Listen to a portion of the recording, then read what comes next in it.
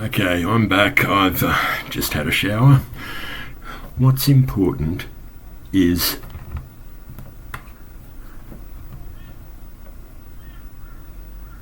the attitude, in a sense. Because either way, you're doing the same thing. You know, you're going to the homeless shelter and helping out. But are you going to the homeless shelter, helping out, and not telling them about God, but you're helping out thinking, I'm doing my godly duty by helping out, and it's all about duty? Well, that's an attitude. Another person might be going to the homeless shelter with the attitude that I gain an opportunity here to tell them about God. So I'm going to tell them that they're on their way to hell and use that particular message. Because they too, even though they might take it one step further and at least talk about God, they too are caught up in a world of works because they don't comprehend that not only does God do the minor thing of taking you from one potential exit life existence to another existence after life. God does far more than that.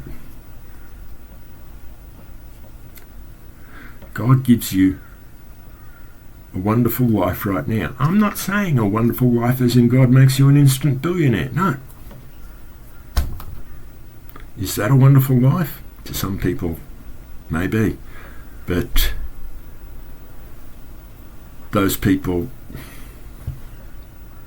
obviously don't comprehend. I'm not the smartest cookie on the shelf. I'm not a total fool either. I wonder if what I say many people just can't comprehend. I wonder if what I say many people just don't want to comprehend. They want to hold on to the self, the ego, and they just say a sinner's prayer is a pile of words that really mean nothing. Even if they think they mean it, it still means nothing. Because they're still listening to the God of their life. Me, myself, I'm the God of my life. In fact, 99.9% of people, including, I'm going to say the word majority of Christians, are all in the same bucket. All ruled by what they want.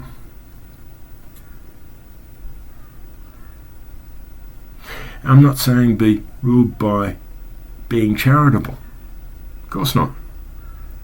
I'm not saying be ruled by serving God. Of course not. I'm not saying make a commitment and consciously force courage to happen. No, getting close though. Again, what's it about?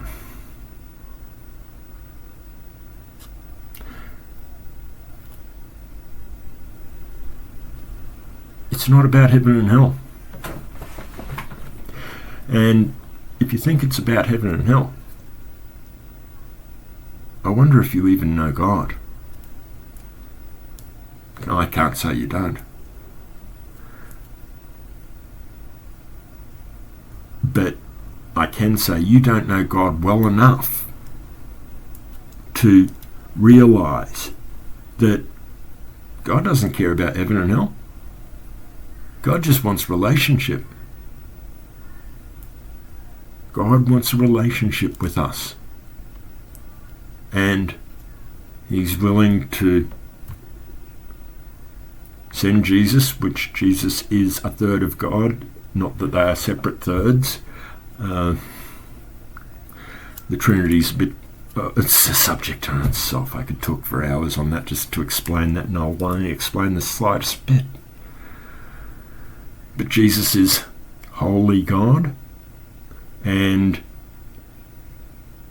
God the Father and Jesus are different and separate. It's a poor explanation, but it's like saying that, I've explained this before, the same person is a child to their parent, and a parent to their own child, and a spouse to their spouse. It's all the same person. But are they going to act the same way? Are they going to be the same person mentally with their spouse as with their child? No. They're going to come from a different personality. Not that these are just different personalities of God, but they're also different embodiments of God. And still the one God. Still the one person. I could go on, and that still doesn't clarify the Trinity. But I don't even know why I got onto the Trinity. Because I don't have a written message, like always. This seems to be always now. I used to have written messages. I used to consider what I was going to say and spend maybe almost up to a whole day creating a message that ended up being a 40-minute message that I'd then edit, and I'd spend another half a day editing and cut it down to a 20-minute message and post it, and that'd be a fairly average message. Some of them were actually quite good, I think, but it's just an opinion of someone who is talking about themselves, so their opinion doesn't count. If you thought it was quite good, any of them, whichever, then great. At least they're doing something. If you made even the slightest change in your life because of them, then they've done something. If you thought they were brilliant but did nothing, they were useless. Or at least somebody had clicked and made a change that has moved their life on towards God, and therefore maybe affecting other people, and therefore maybe tons of people coming to God because of it. But not just tons of people coming to God in mental assent and mental assent alone. The kind of people that would go out there and preach the heaven and hell message. And I've mentioned the heaven and hell message is useless to most people. As I've mentioned, it's only Christians and Jews that believe in Jehovah, heaven and hell. Muslims sort of do, but it's a different thing. They also believe that they get to heaven by works. And in one sense, they believe that what Muhammad said is equal and sort of surpasses Jesus as having come later. He knew more. Yet in their religion, you can find parts where it says that only Jesus returns with the Great Tribulation and Revelation and so on and so forth, because Jesus is God. Muhammad isn't. But anyway, what am I getting at here? I don't know. I had something to tell you. I probably told you a couple of things. I've got something else to tell you. I don't even know what it is.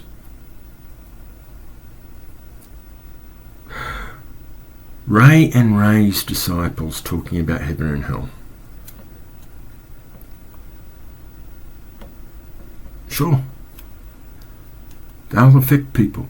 And they'll really move people that have had a major Christian or possibly Jewish experience in their past.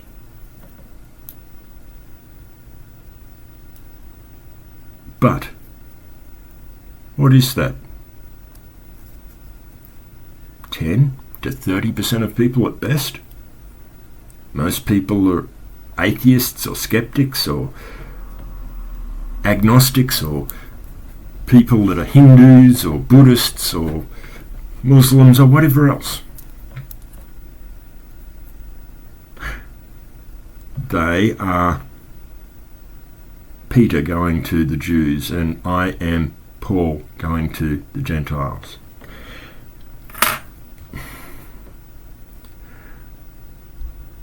When they say that preaching the good news is a false gospel, they don't understand the Gentiles. They've got no comprehension of a person that doesn't believe there is a God. Talk about heaven and hell, it's like talking about Bill and Ben the Flower Pot Man, or Luke Skywalker and Darth Vader, or whatever, Santa Claus and the Easter Bunny. Fictitious things. To them, heaven and hell is just another story, just another fictitious thing. To them, you start talking about Luke Skywalker. Sure, let's use him. Hi, how you doing? Can I talk to you about being a Jedi and Luke Skywalker? And what Luke Skywalker did to save you?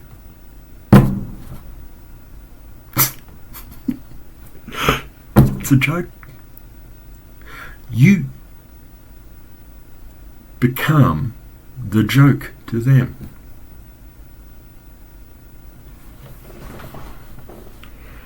All they can do is laugh, because here you are, a totally ignorant fool in their mind, because they can't comprehend God and a relationship with God, because they've never had a relationship with God, so they can't comprehend that. And heaven and hell's irrelevant because they can't comprehend a God. First, I guess you've got to establish that there is a God. But before you even establish there is a God, I believe you're going to have to establish a reason for them to even start listening to you as to whether there is a God or not. Why should they listen to you? Hey, I'm here to tell you that there's a God that's going to send you to hell unless you listen to me. And you've started off on a argument that makes them think instantly, right, you're here to tell me about a God and a heaven and a hell created to make me believe in your God. That's senseless. That's only backing up a fable with another lie.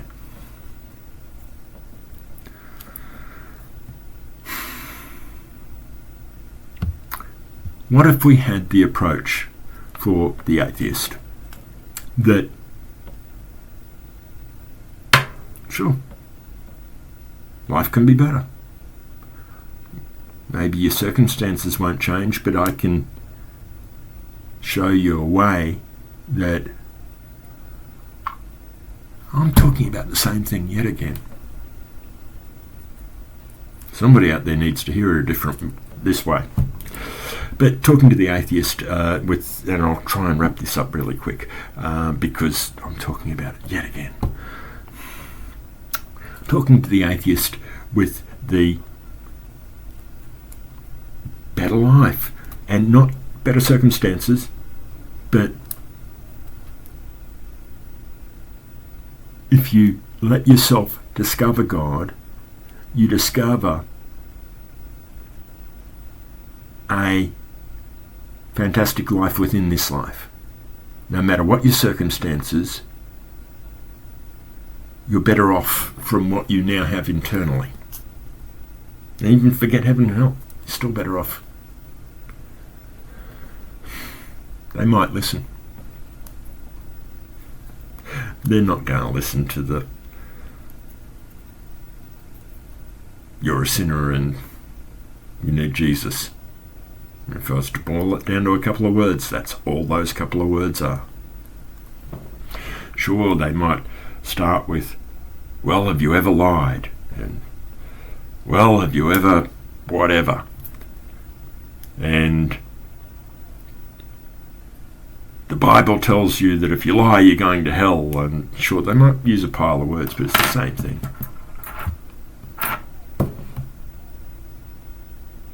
You've got to reach them from their mentality, their understanding.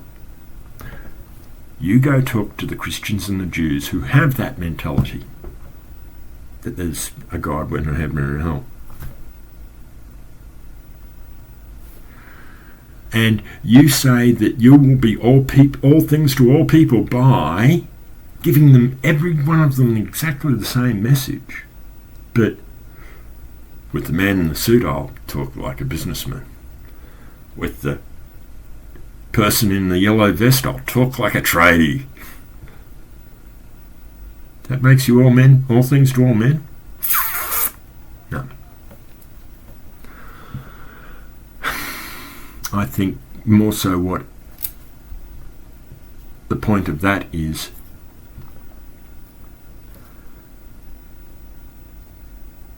Paul didn't talk to a Jew like a tent maker. When he made tents with Aquila and Priscilla, he was a tent maker. He also had other trades. But he didn't go and talk like a tent maker to Priscilla and Aquila. He went and talked like a Jew, I think, because I think they were Jewish. But I don't know. But he came from their spiritual differentiation, not their work differentiation. It is useless me talking about God, heaven and hell to the businessman who doesn't believe in it. And use a business type language. Still means nothing just because you've used business type language. It is useless if you then go to the tradie and talk the same message, which again is useless to them because they think you're a nut. But now you're going to say, hey mate, and talk like a tradie. What the? No. Be all things to all people means to the atheist, talk to them in terms that an atheist understands. Not about heaven, hell and God, but about a better life, but about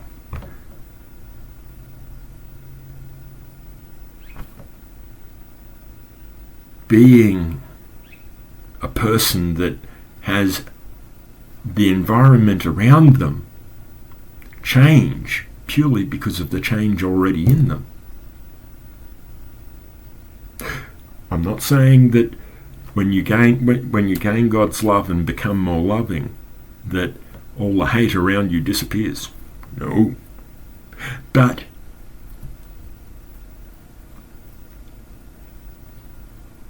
the love that you now have will influence those around you, and you will be the love in their environment, which they will reciprocate and become, at least even slightly, a little more loving. So, God won't take the hate away, but he will make you the influence to bring love. Is that happening in your world? Is every moment of every day all about God and what you need to do for God? And I don't mean to work your way to heaven, I mean what you need to do for God, as in all those things that he is compelling you to in your heart. And you just want to do them because, well, that's what God wants, so therefore I'm his slave. I will do whatever it is he wants because